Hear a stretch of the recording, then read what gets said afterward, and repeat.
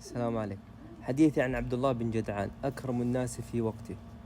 ماذا كان وكيف أصبح؟ هل الغنى الذي كان فيه ورثه أم بجهده أم كنزا وجده؟ عبد الله بن جدعان كان صعلوكا فاتكا يجني الجنايات، فيتحمل والده وقومه الدية عنه حتى ضاقوا به ذرعا ونفوه وطرده والده، فأصبح هائما على وجهه في البرية وبين الجبال. فبينما هو سائر وجد مغارة أو كهفا ونظر فإذا بداخله كنز، وإذا ذاك التمثال الذي له عينان تتقدان، جوهر، يعني جوهر مشع. فأخذ هذا الجوهر وباعه وأصبح غنيا يضرب به المثل.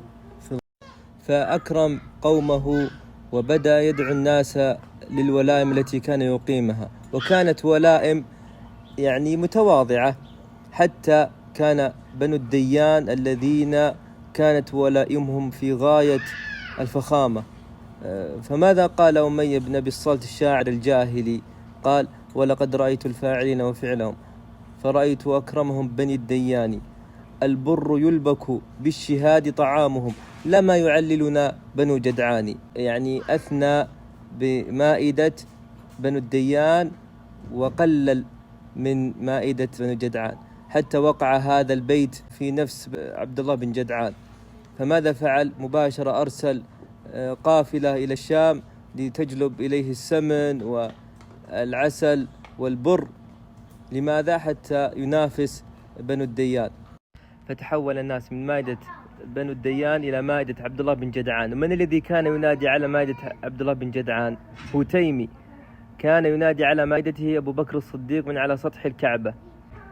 كان النبي صلى الله عليه وآله وسلم يحضر إلى هذه المائدة، حتى تزاحم هو وأبو جهل على مائدة عبد الله بن جدعان، بدليل أن النبي صلى الله عليه وآله وسلم في غزوة بدر لما توفي أبو جهل يعني لم يحددوا جثته، فأخبرهم النبي صلى الله عليه وآله وسلم أن في ركبته شجة أو جرح.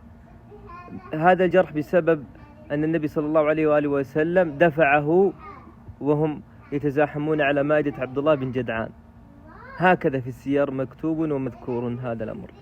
فعائشة رضي الله تعالى عنها وأرضاها، وهي ابن عمها، عبد الله بن جدعان ابن عم عائشة، فأهم عائشة رضي الله تعالى عنها وأرضاها أمر عبد الله بن جدعان، فكانت تسأل النبي صلى الله عليه وآله وسلم عنه. قالت: كان يكرم وكان يعتق وكان يدعو الناس إلى ولائمه ويطعم الناس، هل ينفع ذلك رسول الله في الآخرة؟ فقال له النبي صلى الله عليه وآله وسلم: لا، إنه لم يقل يوما رب اغفر لي خطيئتي يوم الدين. وهذا من قرأت هذا الأثر وأنا أحفظ هذا الدعاء: رب اغفر لي خطيئتي يوم الدين.